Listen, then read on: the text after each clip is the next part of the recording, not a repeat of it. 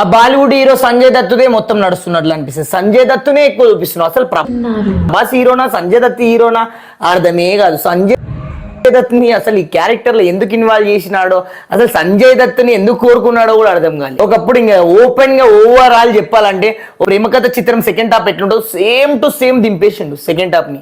కాకపోతే ప్రేమకథ చిత్రంలో అది వేరుంది, లాస్ట్ సప్తగిరి ఎంట్రీ ఉంది, తర్వాతకి ఇంకా వీళ్ళ ఎంట్రీస్ ఉన్నాయి.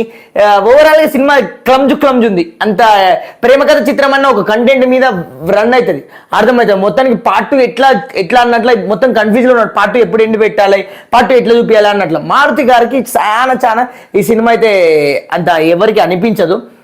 మరి అనిపిస్తే మాత్రం ప్రభాస్ ఫ్యాన్స్ అయితే ఓకే బాగుంది అంటారు. మరి ఇంకా వేరే వాళ్ళు అయితే ఏమో మళ్ళీ అర్థం కాదు. అంటే పార్ట్ 2 కూడా ఎట్లుంటుందో కూడా నేను చెప్పగలుగుతా.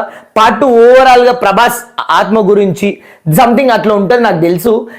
పార్ట్ 2 స్టోరీ కూడా నేను చెప్పేస్తాను నెక్స్ట్ వీడియో. పార్ట్ 2 ఎవరికైనా కావాలంటే పార్ట్ 2 అని కామెంట్ పెట్టండి. నేను ఖచ్చితంగా కామెంట్లో ఒక 50, 60, 70 వచ్చి కామెంట్లు వచ్చినా కూడా పార్ట్ 2 స్టోరీ నేను చెప్పేస్తా. మారుతి పార్ట్ 2 నేను స్టోరీ చెప్పాలంటే ఏమంటే విరాన్. మరి లాస్ట్ పార్ట్ 2 కూడా ఏ విధంగా ఎండ్ చేసింది తెలుసా? పిచ్చి ఎండ్ చేసిండు. ఇంకో ప్రభాస్ ఎందుకు వచ్చిండు అనుకోవాలి. ప్రభాస్ కొట్లాడే. ఏం మాట్లాడతావు భయ్య, దీని గురించి మాట్లాడాలి. పార్ట్ 2 ఖచ్చితంగా వస్తుంది. నేను పార్ట్ 2 మాట్లాడతా. పార్ట్ 2 గురించి నేను 100% షోర్ ఇస్తా. ఇక్కడ మాత్రం చెప్పాల్సింది ఏంటంటే ఆయన సైకాటిస్ట్ గ్రేట్ అంటున్నాడా, సైంటిస్టులు గ్రేట్ అని చెప్పాలనుకుంటున్నాడా, లేదంటే మాంత్రికులు గ్రేట్ అని చూపించాలనుకుంటున్నాడా, సైంటిస్టులతో పెట్టుకుంటే మాంత్రికుడు కూడా ఫట్ అవుతాడని చూపించాలనుకుంటున్నాడు. మరి ఇదైతే నాకు క్లారిటీ అర్థం కాలే.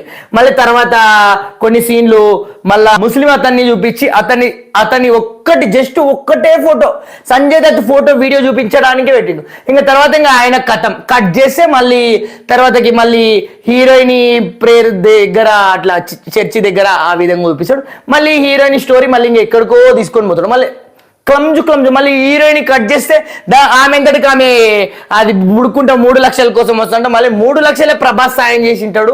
ఎంత అంటే ఏదో జరుగుతుంది అనేది చూపించాలనుకుంటున్నాడు, చూపించలేకపోతున్నాడు, చూపించలేదు కూడా. సినిమా మాక్సిమం అర్థం కాదు. ప్రభాస్ కోసమే సినిమా చూడొచ్చు.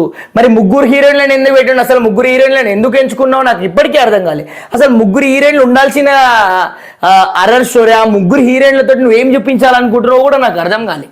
ఫస్ట్ హీరోయిన్ అక్కడ ముస్లామే దగ్గర ఒక హీరోయిన్ అయిపోయా, ఇక్కడికి వస్తే ఇక్కడ ఇంకొక ఆమె మధ్యలో ఒక డబ్బు తీసుకొని వస్తుంది ఆమెంటో.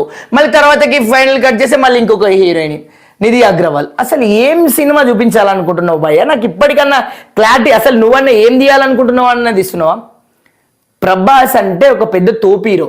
ఇప్పటికి కూడా బాహుబలి గురించి వరల్డ్ మాట్లాడుతుంది. బాహుబలి అంటే అంత పెద్ద హీరో మీకు ఇచ్చినప్పుడు ఇంకా చాలా హైలైట్ చూపించాలి మారుతి గారు. నిజంగా అంటే నాకు సాటిస్ఫాక్షన్ అనిపించలే సినిమా. ప్రభాస్ రేంజ్ కాదు అది. ప్రేమకథ చిత్రం ఒక చిన్న స్మార్ట్ హీరో చేసిండు. అయినా ఆ విధంగా నన్ను అట్లా కామెడీ రన్నప్ అన్నట్ల కామెడీ చేసినావు. కామెడీ కూడా అంత లేదు. మళ్ళా ఏం స్టోరీలో మధ్యలో అందరినీ కట్ చేసి చూపిస్తున్నావు. ఈ స్టోరీ అయితే మీకు నిజంగా అంటే ఏమో తీద్దాం అనుకున్నారు. ఎవరెవరో కన్ఫ్యూజ్ అయ్యి స్టోరీ యాక్సెప్ట్ అయిపోయినట్లుంది సినిమా.